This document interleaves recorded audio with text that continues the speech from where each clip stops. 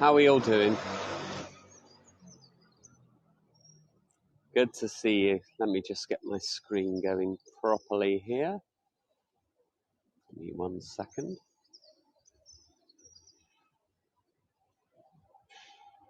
Here I am.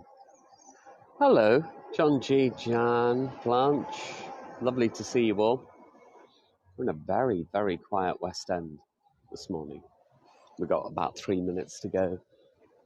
So let's turn you around straight away. I'll turn back in a couple of minutes. Very early for me, but that is A-OK. Hey, Kai. Good to see you. Not many people in town. Good morning, good evening. Yeah, it's morning for me. It's nearly 7 a.m. Up at 5. I thought, why not? Let's do something interesting. Hey, Michelle. It's evening in New Zealand.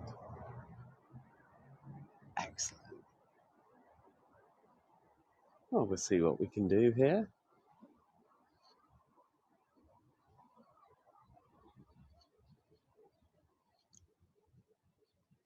We're on Drury Lane. Normally it's a very busy road in the West End.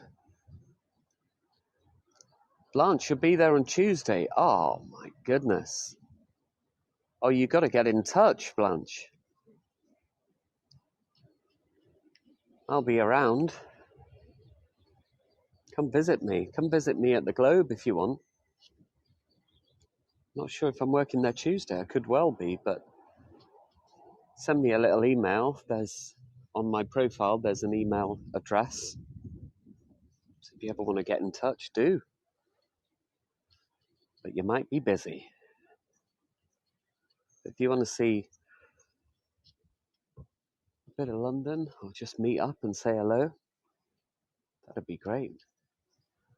Got about a minute, just walking up and down Drury Lane here.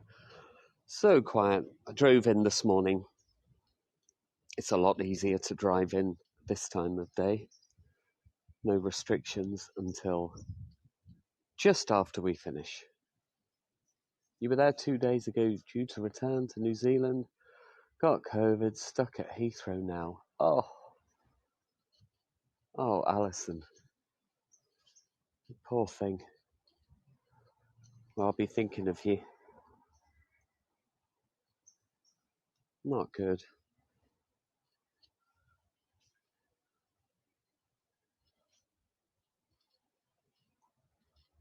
Normally can't get anywhere near this place.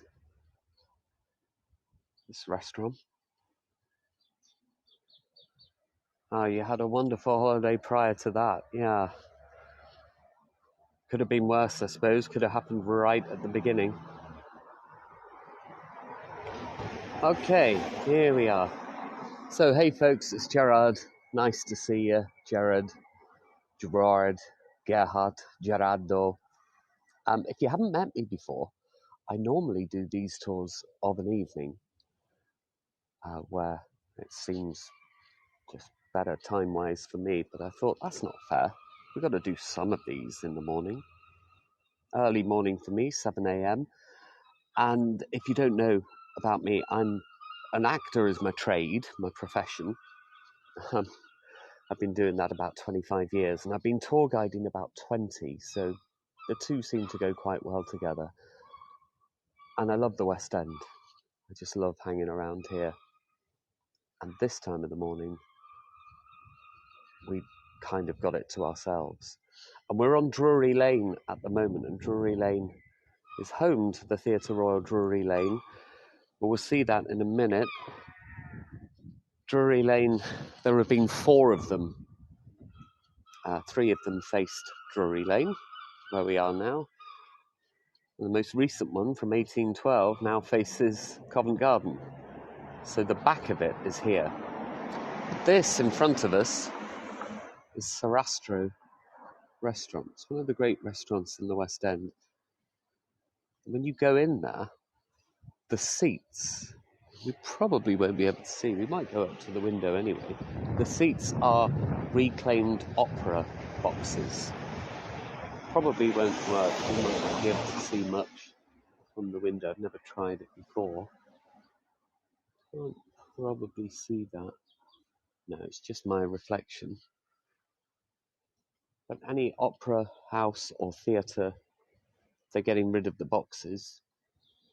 It's pretty hair-raising being a waiter here, because you have to climb up little steps. But an amazing little oasis. I have all of these strange random things. These old pianos here. Just surrounded by some very mature plants. Some have been grown about 50 years here. Some of these pot plants alone. But it's hidden away at the back on Drury Lane. So we're in the West End. We're in an area called Covent Garden. Was originally known as Covent Garden. Just to the right, the road down there, Tavistock Street, that leads down to it. Covent Garden was originally a walled-off garden owned and tended by the nuns and the monks of Westminster Abbey. And in the 1530s, Henry VIII, or Henry VIII, decided, well, I want to get married again. My wife, Catherine of Aragon, she can't give me a son. This was his thinking. But he had another woman, Anne Boleyn, lined up. I can imagine the conversation between Henry and the church. He said, probably, she's just outside the door. Come and meet her. She medically will give me a son. Scientifically, it's been proven. And the church would have said, I don't think it works like that, Henry. We're the church. We don't even do that kind of thing, but we still know. And he said, no, I'm going to do it anyway. Thanks for the discussion. I'm going to start my own religion, the Church of England and Ireland. So Covent Garden was taken away from the nuns and monks and given to a friend of his, the Earl of Bedford. And that's why there's a Bedford Street running through Covent Garden. And then it became a retail and marketplace. This is Keene Street.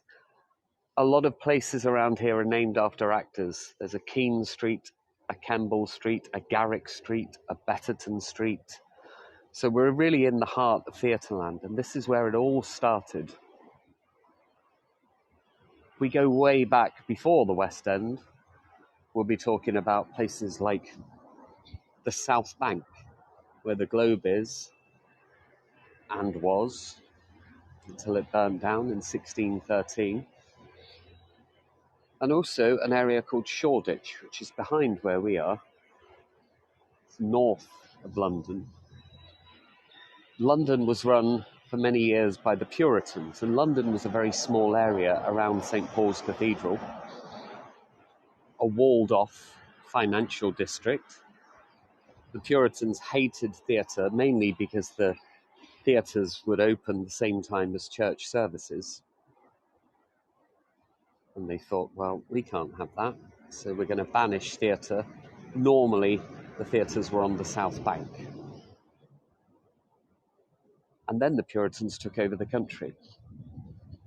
In the 1640s, all the theatres after the English Civil War were demolished. And for 18 years, no theatre, no singing, no dancing, no sport, no gambling, no other things we won't go into right now. Michelle has said it's the same Drury Lane as the Muffin Man.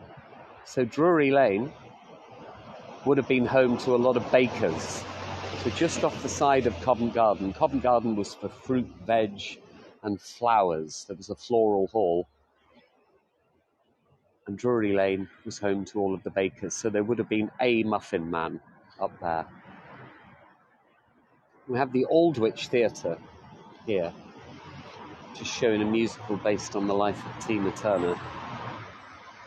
There are 3 buildings here that were built by William Waldorf Astor. You know, in America, the Gilded Age. Had the same kind of thing here in late Victorian, early Edwardian times. They called these times the Gilded Ages. They weren't golden ages. People were spending a lot of money, but there was a lot of poverty underneath. Some people were suffering and some people were doing very, very well. But William Waldorf Astor came from New York. He had built a Waldorf hotel there, and he decided to build one here. Behind all the lovely trees, we have the Aldwych Theatre and the Waldorf Theatre, and Mamma Mia is down there in the Novello Theatre.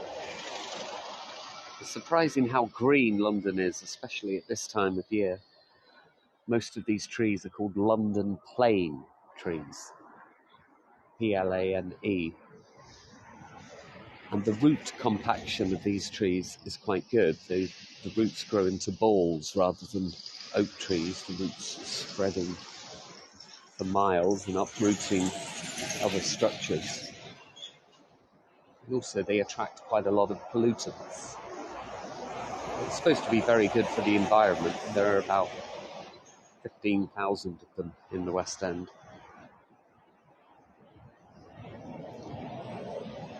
I was just thinking, I always think of London as being grey, but this part, no, it isn't. And around the South Bank, it's like a piazza. It's like almost an indoor botanical garden. There are so many trees. And I thought this. I used to think, oh, London's quite grey, but you live here, you're looking at the streets, you're looking at the tube stations, you're looking at a map and the road signs, and we're not really looking up. And then I did a job in Lisbon, and I was looking around and I thought, oh, Lisbon's lovely. I did an acting job there, and the cab driver said London, to him, was the greenest city in the world. Because as a tourist, when you look around, you look up at the structure and the architecture of buildings and you see how green it is. But when you live here, you don't look up as much. So doing these Heygo tours, I see what's on the screen rather than what I would regularly see as I walked around.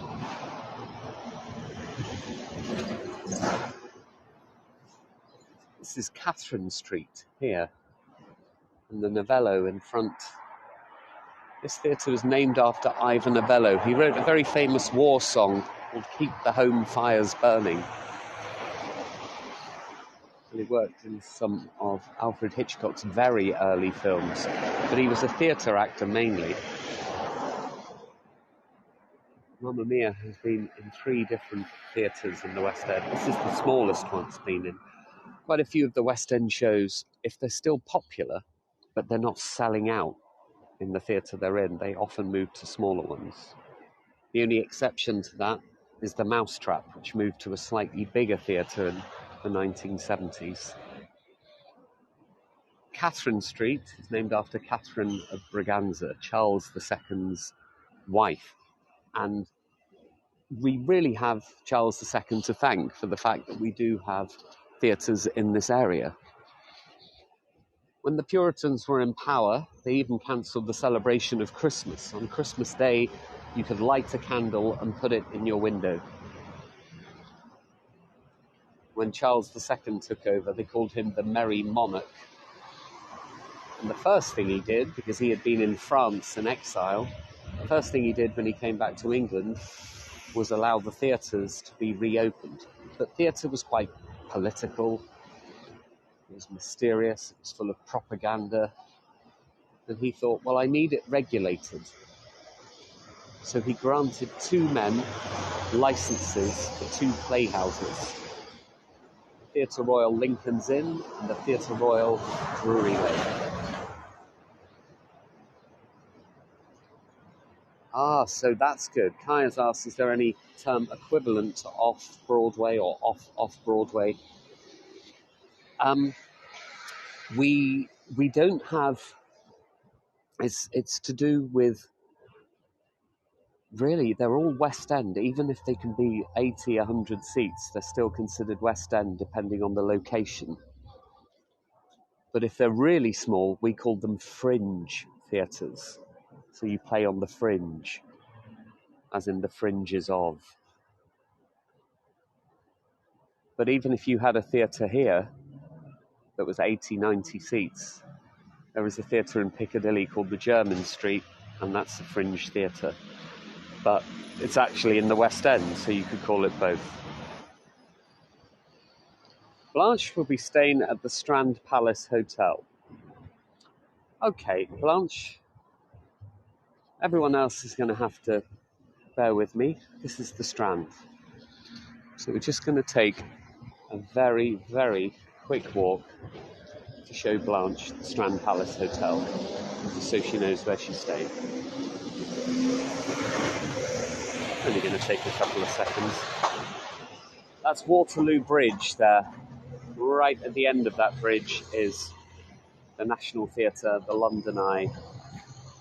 So that would be the south side of the river. Waterloo Bridge was going to be called Wellington Bridge, after Arthur Wellesley, Duke of Wellington. He was one of our great commanders in the Battle of Waterloo, but they named it Waterloo Bridge. But it's also known as the Ladies' Bridge, because this particular one opened in 1945, and 75 to 80% of the workforce were women. Yeah, off-Broadway, off-Broadway. That's to do with size, I believe. Yeah, Aaron and Patrick, they know their stuff as well. Certainly do.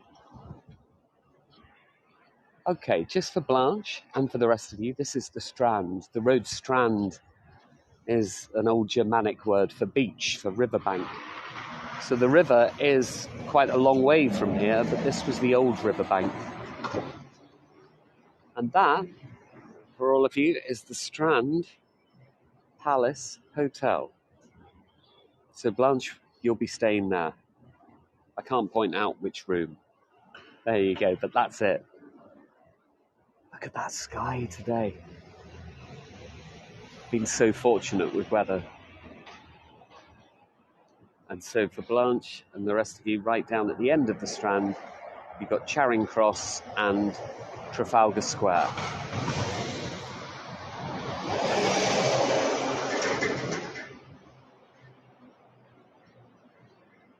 I can't wait, and it will be great weather. It's one of the old London pubs, the Lyceum Tavern. And another reference to the Duke of Wellington, the Wellington pub. So from the Strand Palace, you went in that direction, you would be going towards Fleet Street. Now I need to see if I've got any images on this tour, so I'm just going to look at my media. I don't, but that's okay. That is the old Gaiety Theatre. It's now a restaurant and hotel, but there was a big music hall on that site in the late 1800s. When cinema took over in the 1930s, a lot of these places, the large variety theatres, just went into disrepair. They closed for a few years and then they reopened with large cinema screens. And that's the same with this theatre we're about to see, the Lyceum. The Lyceum is home to the Lion King. The Lion King has been running here since 1999. It's been seen by over 9 million people, the Lion King. Just before we turn round to it, this is an old Victorian toilet, which is now a cabaret bar.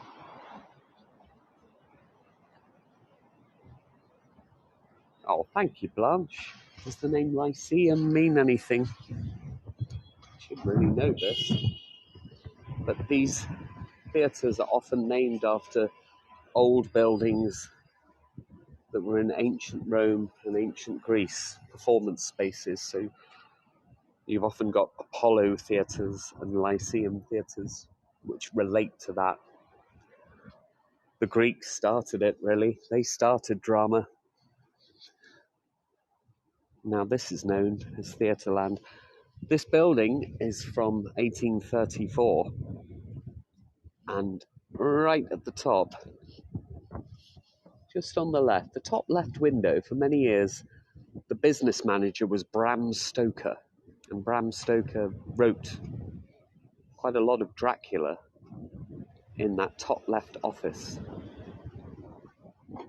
Apparently, he based the character on the actor-manager Henry Irving, who was his boss at the time, and Henry Irving was very good at playing quite charming villains, and he asked Henry Irving to play him in a stage production here, and Irving said that the character had no progression, there was no journey.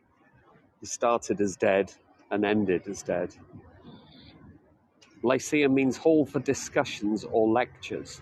Oh, Beverly, thank you.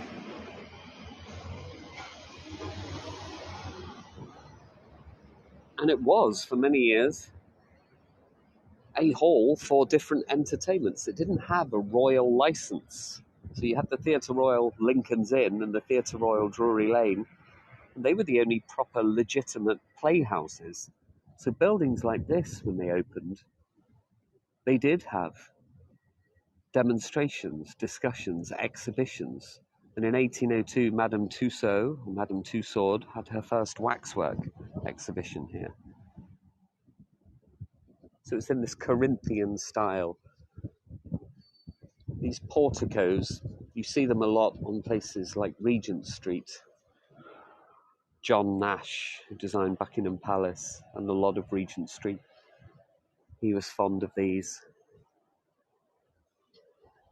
And this is Wellington Street. There's a house up here where Charles Dickens lived briefly, but worked for many years for a magazine named All the Year Round. And that's where a lot of his early novels were serialized. Now, if we do this in the afternoon or the evening, and I've done these tours at 7 o'clock in the evening, just when people are queuing here to go to shows, you can't show this view because there are people everywhere and the security stop you filming just at this section. They tell you to move on. I'm just going to show us around to the right. Even until the 1950s, if you came to watch a show at one of these buildings, you would queue up at side doors. And each door would have a poster on it saying, balcony, 3 shillings. Royal Circle, 5 shillings. And you would just queue up, sometimes overnight, and you bought your tickets there and then. And now a lot of the little doors here are fire exits or stage door exits or quick exits for the cast. If there are too many people queuing for autographs, they might come out one of these side doors. But you bought your ticket there and then. Beverly said there's no map. Let me check my location. Okay, that might come up now. It said location on. I'm going back to the settings. Let's see.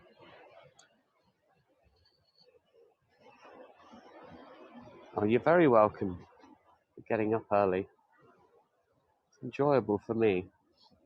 Now, Beverly, everyone else, if you refresh, maybe the map might show you where we are.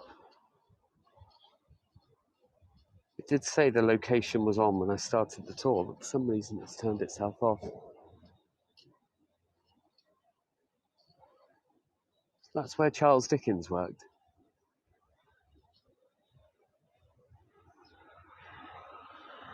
Gillian said, must try and remember what I'm saying. Oh, bless you. I'll try to do this again. Seems to be going well, signal-wise as well. Nobody else to disturb us. It would have been that little window on the left. And you see the window there on the right? We did have something in London called window tax. People were taxed on their view and their light. They wanted candle makers to make money. So they didn't want any of these buildings to have too many windows. Imagine being taxed on your view.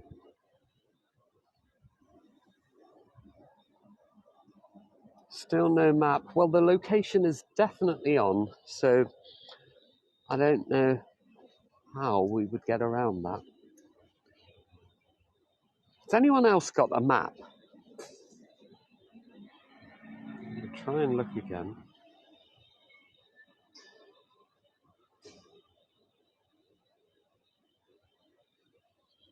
Oh, how annoying. I don't think I can restart.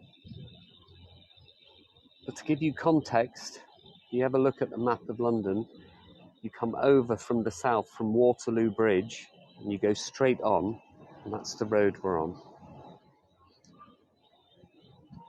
Wellington Street. A lot of these buildings, the land is owned by a group called Shaftesbury Estates. That happens a lot in London. You can own your premises, but you don't own the land it's on. So the rent can go way up year to year. They can change any stipulations. They can up your rent. They could lower it, which they did for a bit during the pandemic. Some of these buildings have closed down, some of these premises. There's a pub on the left-hand side of the screen called the Coach and Horses. They're one of the only companies and businesses that own the land that their building is on. And I have some family that own this. I'm Irish by birth, so this is, I would, and a lot of people would say, oh, it's an Irish pub. But my relative who owns it said it's not an Irish pub, it's a pub run by Irish people. I kind of know what he means. Now, this entire road was known as quite a seedy place many years ago. In the 1740s, a writer called Henry Fielding became a magistrate, a civil magistrate. So he was like a judge, but he was a regular member of the public, considered an upstanding member of the community. And what he decided was that he would get about 8 policemen, constables. Policemen didn't really exist. And he would create a group called Fielding's People who would investigate crime. And the road we just come onto from Wellington Street is called Bow Street. And these guys were eventually known as the Bow Street Runners. And that building was the Bow Street Magistrates Court. So people like the notorious gangsters, the Cray twins, had trials there. Oscar Wilde, his case was first heard here. Just opposite it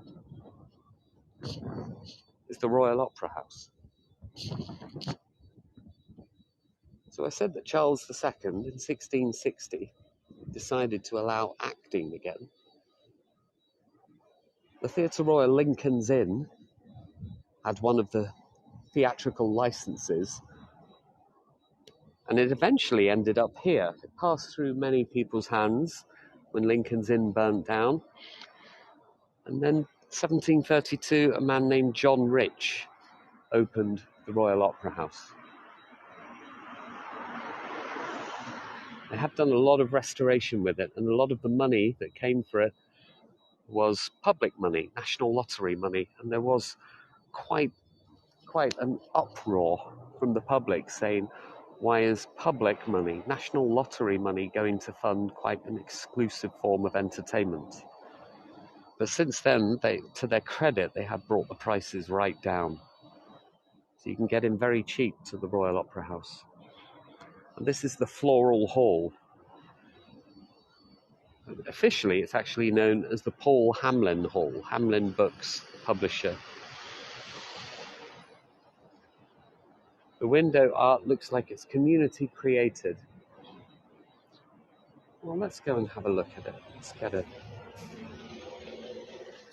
Let's get a closer look. These change regularly.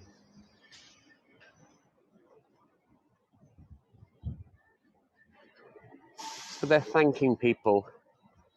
It's a piece of art thanking people for the donations made during their recovery period. All the friends and patrons.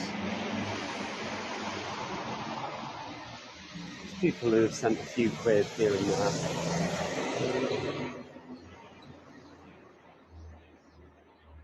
these are the names. All of them who have donated. It's quite nice.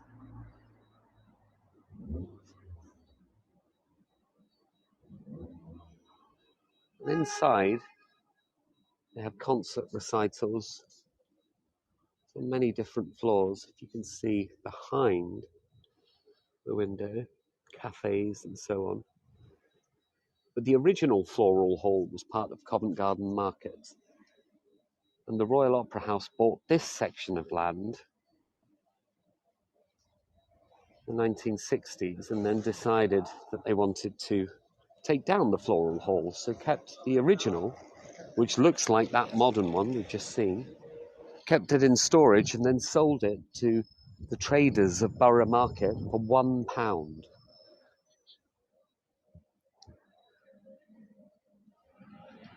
So this floral hall behind us is a newer version of the original. And the original is now in Borough Market. And when you go on one of my Shakespeare tours, and we'll be doing an early morning Shakespeare Southwark tour, I think it's Monday or Tuesday, it will look exactly like that, but smaller. And we'll pass that in a couple of days. Yeah, Paul Hamlin. So the second licence went here, and this was known as the Theatre Royal Covent Garden.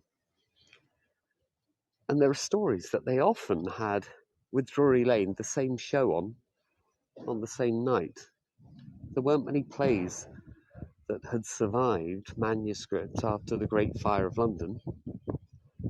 So they were going back to people like Shakespeare's plays. And there was one version of Hamlet that was at Drury Lane. It was 4 hours long. There was a version that was 2 hours at the Royal Opera House. So the selling point was it was shorter. I'm just going to show you a sculpture called The Young Dancer by Enzo Pazzotta. Try not to get that guy in the picture.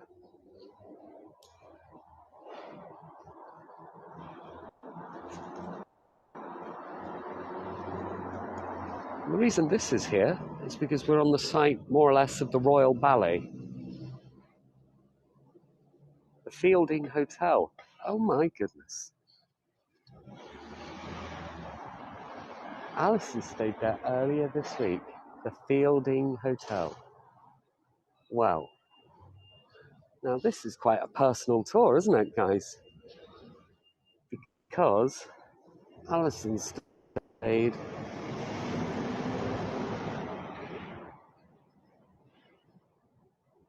there.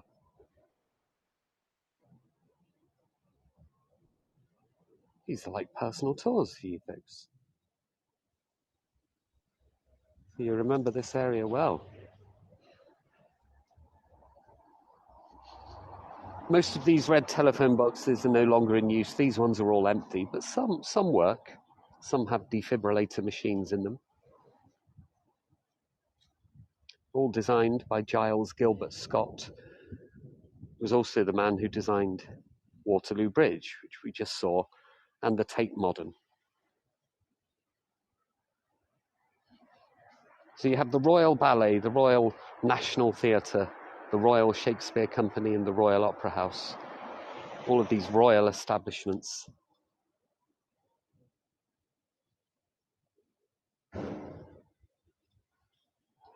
And just in front on Floral Street, there is a bridge which links the Royal Ballet to the Royal Opera House. And it's named the Bridge of Aspiration. It has 23 cubes which curl around. So when you walk from one side to the other, it gives the impression of movement. The Royal Ballet on the right, Royal Opera House on the left.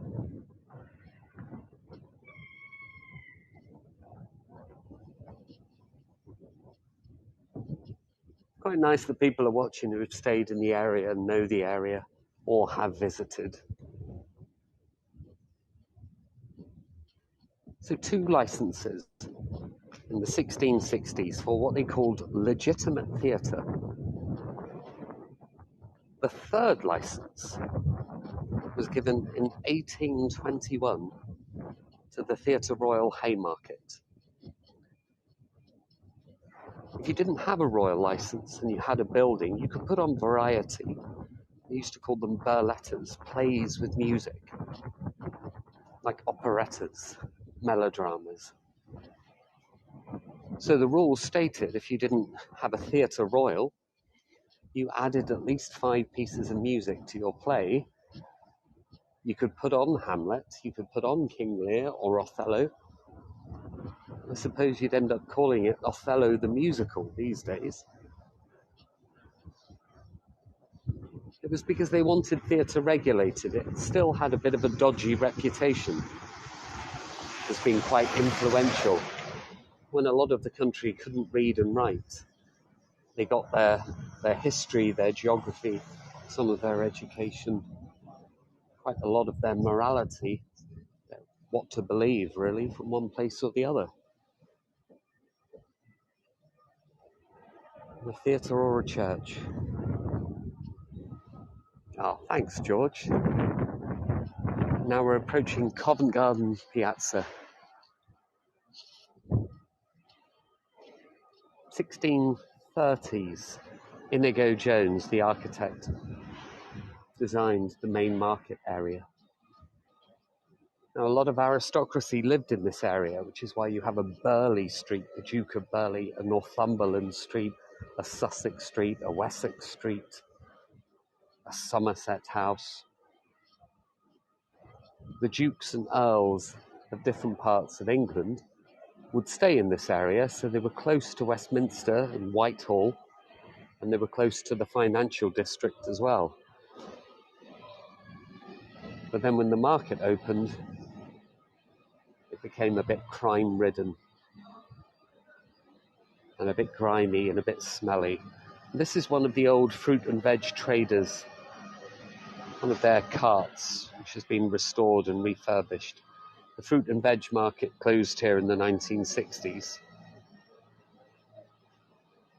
If you know the Alfred Hitchcock film Frenzy, it's all set in and around Covent Garden because Hitchcock's father was a fruit and veg trader.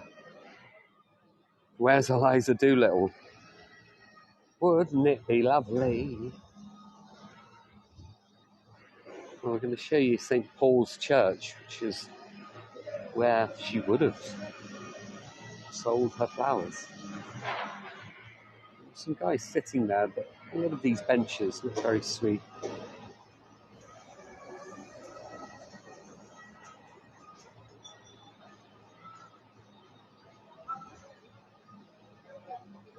See if we can walk through the market area. There was an old apple market here as well, specifically for apples.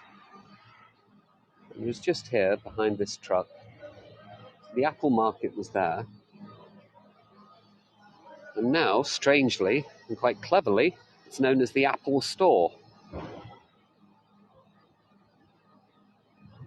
Beverly went to the flower market at Covent Garden in 1966. So structurally, it hasn't changed that much. It's just what they sell now.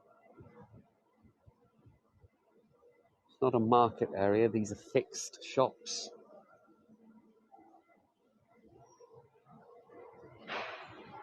Stationary shops.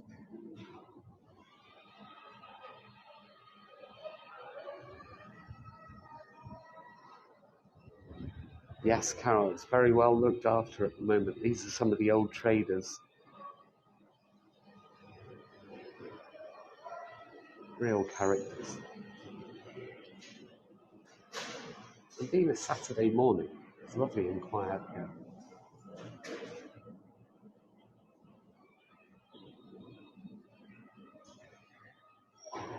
These are some of the market stalls which will open at about 9 o'clock. Normally they close up about 4.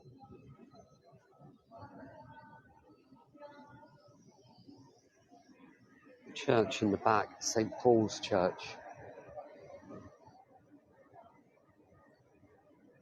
When can you start walking through? Yeah, it's 7 a.m, so a lot of these traders are just arriving.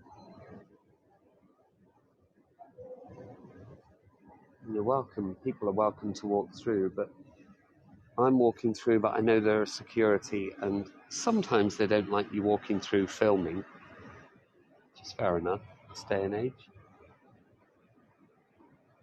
But nothing's open. There are a few chefs, early chefs, doing the prep work in restaurants. The cleaners are in and about, the delivery drivers making their stops. John was here 1992. They have called this the Apple Market now, but it's not the Apple Market. They just called it a handmade art and design, these little stalls are for.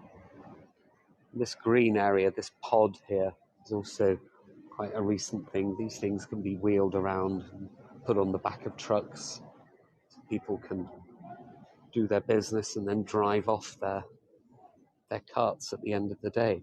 When I mentioned that word stationery, the first ever fixed shops in the London area were for books and pens and paper. And they called them stationery shops because they were fixed. So it's where we get the term stationery from. This is St. Paul's Church. This is the back of it, even though it looks like the front. Inigo Jones designed this portico. And at the beginning of My Fair Lady, and you'll see it in the film, they're taking shelter from the rain under this. And Eliza Doolittle runs up to Colonel Pickering and says, "Buy a flower off a poor girl." And he says, "Oh, I don't have any money." It's like today we do the same. "Oh, I've only got card." But that doesn't work today because people have card machines now. And Henry Higgins is the pillar in the middle of the screen. He's just hidden behind that, taking notes. It's also known as the Actors' Church. A lot of actors have monuments in there. One of the most famous actors with a monument there is Charles Macklin, who was an 18th century impresario. He worked at Drury Lane. And he's most famous not for his acting. He's most famous for the fact he killed another actor in the middle of a show in an argument about a wig. He took a prop sword, which was blunt, and he stabbed the other actor through the eye. And when he went to court, he tried to persuade the judge that he was trying to flick the wig off the man's head, but the guy moved. Just you wait, Henry Higgins.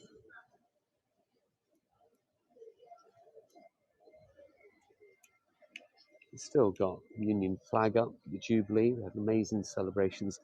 This time last week, 7 a.m. in the morning, there were thousands of people coming in for different celebrations. And the traders, they often stored their fruit and veg down here overnight.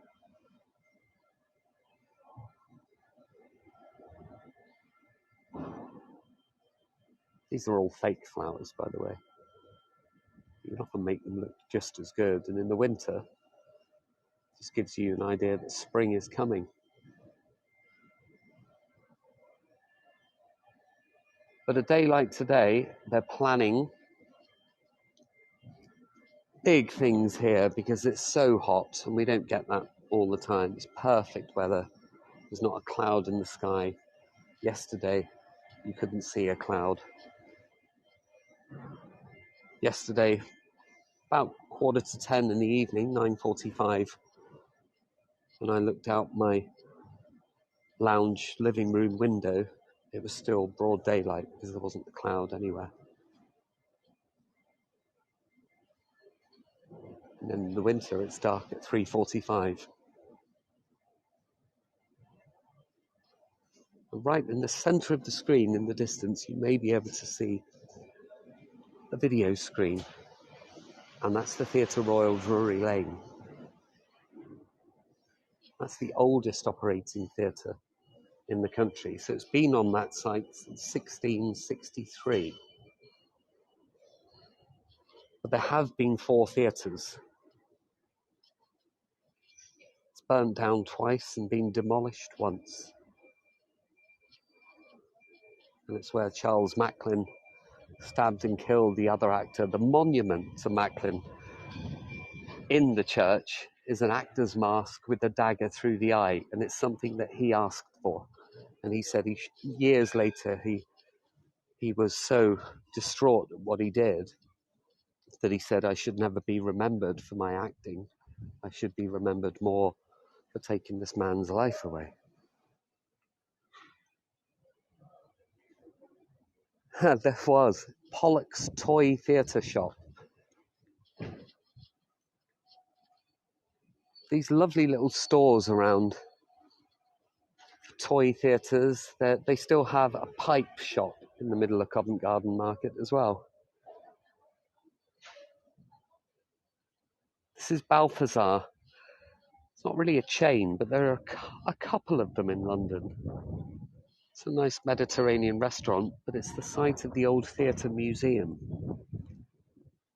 That closed down a good few years ago. It was a free museum with the history of theatre.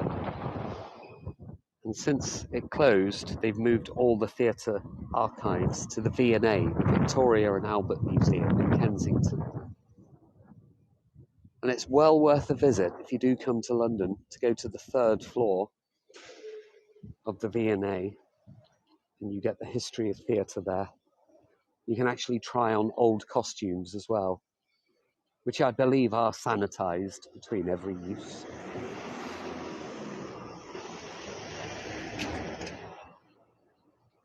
So we could say this is the oldest operating theatre in the world. Playhouse.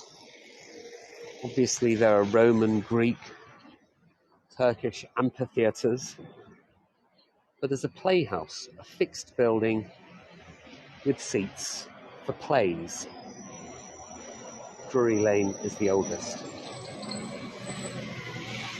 In 1812, George III had a fight with his son, the Prince Regent, the madness of King George, and the management separated them. And they told them if they came to the theatre on the same night in future, they had to sit opposite sides. So Drury Lane is the only theatre in the world with 2 royal boxes, one for the King and one for the Prince. Gillian went on a tour here. I used to be a tour guide here many years ago, costumed tour guide. It's changed now, but I used to play David Garrick, I played Charles Macklin, Richard Brinsley Sheridan, and there would be a girl who would play Nell Gwyn, Sarah Siddons, Dorothy Jordan, so famous actresses of the day. The monument there is to Augustus Harris, who was the manager here in the late 1800s, early 1900s. And they called him Augustus Drury-Alanus because he took the theatre world by storm. It was under his ruling of the theatre, his reign, as it were, that they had a show called The Whip. And they ran a horse race for 2,000 guineas in the middle of the show. They put the horses on wires, or they attached wires to the saddles. They had a treadmill running underneath them. They were running side on to the audience. And they had a panorama of the Epsom countryside whizzing past in the opposite direction, and people placed bets on the race. And this portico here, which is on Russell Street, was originally on Regent Street. So these are designed by John Nash. But Regent Street didn't want them, so Drury Lane bought them in the late 1800s. And again, this is the side of the building. If you get time, do look on the internet. When My Fair Lady was here from 1958 to 64, such a hit show for 6 years. People would queue up at different doors overnight for tickets. And some of them would bring their own spare pair of shoes. So if they had to go off somewhere, go to a restroom or go to work, they would leave their card in the shoes. And people were so pleasant that they would just move the shoes along the queue. If people need access, so if they need level access, normally a theatre, if you're in a wheelchair, the entrance would be round the back. But here it's on the side. And it's actually the King's entrance. So you have two doors, the King's entrance and the Prince's entrance. They're right next to each other. So the King and the Prince could have a bit of a fight here and get it out of their system. And the door on the right, the Prince's entrance, there's a staircase leading to the other side of the building. I suppose you can see from the architecture that the Prince was, well, tall and thin, and the King was short and fat. That was a joke there, in case anyone didn't get that one. Actually, to be honest, they were both short and fat. And right opposite Drury Lane, as this car goes, I'm going to show you the Fortune Theatre. That will be the final stop. So this is the entire length of this road. They also called this road Rhubarb Alley because these used to be painted bright red. And from Covent Garden, they look like sticks of rhubarb. So the Theatre Royal Drury Lane is the entire road. And the Fortune Theatre,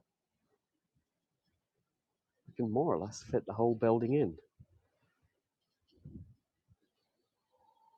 So that's the Fortune Theatre, currently showing The Woman in Black. There are only 2 people in that show. The auditorium holds about 430. You could take this building and fit all of it on the stage of the Theatre Royal Drury Lane behind us. Tricia was late. She was in Luxor. Will I do this tour again? I think so for you, Tricia. Maybe not right now, but I'll do it again. I'm definitely enjoying the morning version.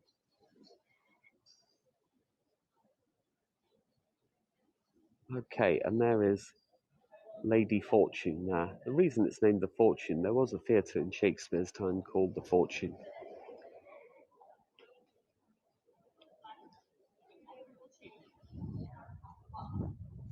And it is really guaranteed to chill the blood.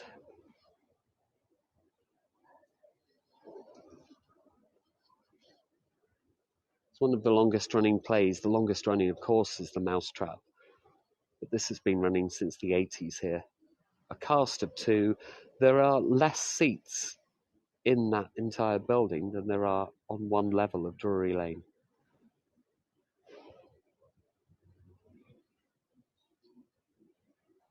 There's a couple of tourists there.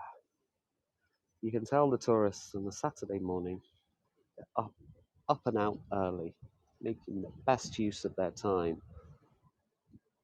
on a lovely day. And that's the Theatre Museum from a distance now, Balthazar Cafe. Okay, I'm going to turn you back. Don't get shocked. There we go. Thank you, folks. I really enjoyed that. Thanks for joining me. Very, very, very early in the morning. So we're talking just coming up to 8 a.m. And it was good to do it with nobody else around. Lovely. Thank you, Deborah. Thank you for any of your comments, any contributions. It really does help. Sort of pays my journey in, and it helps me create more of these. Thank you, Kai. I did a Kew Gardens from home tour the other day, so I'm going to run that in the morning as well, because it went very well. I tried to film as much as I could over the course of 2 days, so I'll schedule that for the morning, maybe next week. Yeah, it was 6 in the evening I did it my time. Lovely. Okay. Oh, thank you, Carol. We're watching with you. Thank you, Alison. Thank you, Deborah. Oh, yeah, follow me. Makes my mum proud when she sees I've got more followers. That's always good. And I'll leave you, and thank you, Emma. Thank you, Kai.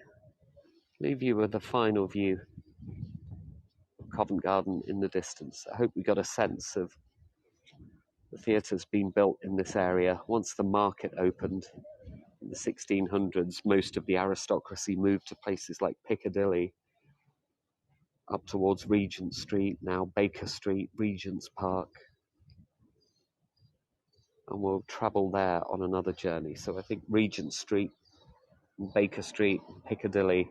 I do a Piccadilly at night tour, but I think early morning Piccadilly when there's no one around could be something really fun as well. Lots of love, folks, and I will see you very, very soon, and thanks for everything. Have a great day or evening. Thank you. Bye-bye.